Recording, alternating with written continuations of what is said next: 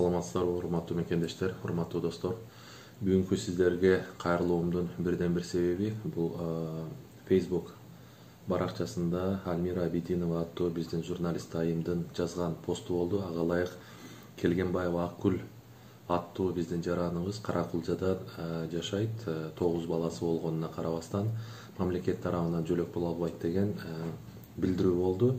Бул билдирүү аябай чоң коомдук резонансты туудурду десем болот. Ошону менен бирдикте эле бул посттун астында биздин жүздөгөн жарандарыбыз ар кандай ушул нараазычылыктарын жазып билдирүүлөрүнү айтып атат. Ошондон улам мен сиздерге кичине бир маалымат берип коюуну туура көрдүм. Келгенбаева Акгүл Каракулжа районунун Көңдүк айылынан 1,45 коэффициенти менен 8 баласына жөлөк пул алып келген. Келгенбаева ошол айылда катталганы менен бирок көп жылдан бери жашабаганы аныкталган. Биздин жоболорго ылайык кайсыл жерде кошумча коэффициенттер төлөнгөн же мындайча айтканда бийик тоолуу статусу бар айылдарда маал менен ушундай текшерүүлөр жүргүзүлүп туруусу бизге милдеттендирилген. Мунун баардыгы мамлекеттик бюджеттен ашыкча акчалар төлөнбөсүн деген максатта киргизилген. Ошондон улам биздин кызматкерлер ушул жашаган жерине же катталган жерине барып текшергенде ал жаран ал жерде жашабагандыгы жана Каракулжанын борборунда жашагандыгы аныкталган. Бул боюнча атайын ошо мектептен балдардын окуган жеринен дагы справкалар алынып тастыкталган. Ошол негизде жөлөк пул төлөө токтотулган экен. Бирок ошону менен бирдикте эле Келгенбаевага атайын сунуш берилген. Ушул өзүңүздүн чыныгы жашаган жериңизден документтерди тапшырып кайрадан чыгарып берели. Бирок жаңы каралган 45% кошумча төлөмү жок болот деп. Бирок тилекке каршы ал иштер болгон эмес. Ошондуктан мен айтып коюм келет, Кудайым буйрса мына апрель айында биздин Акгүл Келгенбаева аттуу жараныбыз дагы бир балалуу болуп, апрель айынан мына 9 баласы болуп атат. 9 баласына чейин бардыгына биз ушул Каракулжа айылынан биз Кудайым буйрса жөлөк пулду чегерип беребиз. Анан ушун менен бирдикте эле мен бир нерсени сиздерге айтып коюуну туура көрдүм. Ушул жайгаштырылган посттун астындагы мындай комментарияларды анализдеп көрсөк, көбүн эсе ушул холодильниги, телевизору болсо төлөнбөйт, же болбосо жакшы килеми болсо төлөнбөйт, чоң атасы менен чоң энесинин алган пенсиясын кошуп эсептеп пособие бербейт деген нараазычылыктар айтылган. Бул нараазычылыктар 2 жыл мурда жоюлган.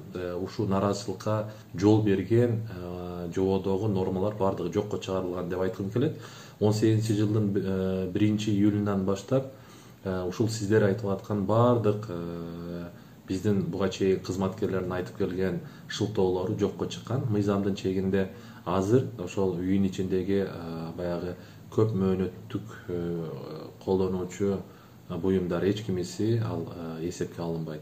Анан үй бүлөнүн кирешесин эсептеп атканда дагы чоң атасы менен чоң энесинин пенсиясы эсептелбейт. Мындан сырткары мына былтыры 1-январдан баштап биз майып балдардын ата-энелерине дагы бүгүнкү күндө 6557 баланын ата-энесине ассистенттин кызматы деп 5000ге жакын сом акчаны төлөп келебиз. Ал дагы ошо биздин сунуш менен эсепке алынбайт, ал тиешелүү жоболорго киргизилген.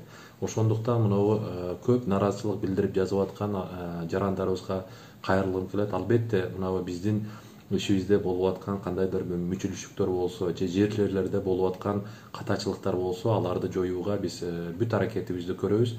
Биринчиден болуп буга мен өзүм министр катары мен кызыктармын. Анан албетте ар бир жаран да кызыктар болуш керек.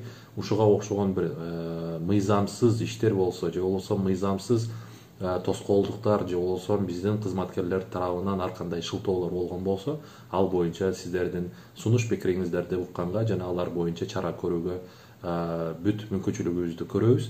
Ал эми жок, мына 2 жыл 3 жылдан бери жокко чыккан фактыларды айтып, бүгүн мына элди дүрбөлөңгө салганыңыздар туура эмес деп ойлойм.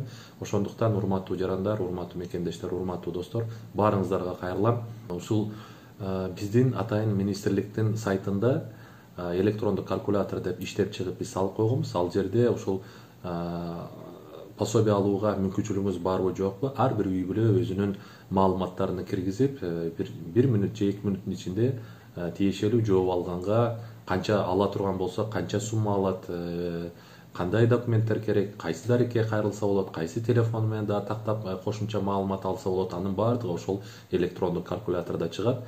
Мен ошол биздин сайтка кайрылып, ошо электрондук калькулятордун кызматы менен колдонууңуздарды суранам. Ал эми дагы бир мындай мактанып айтып кетким келет.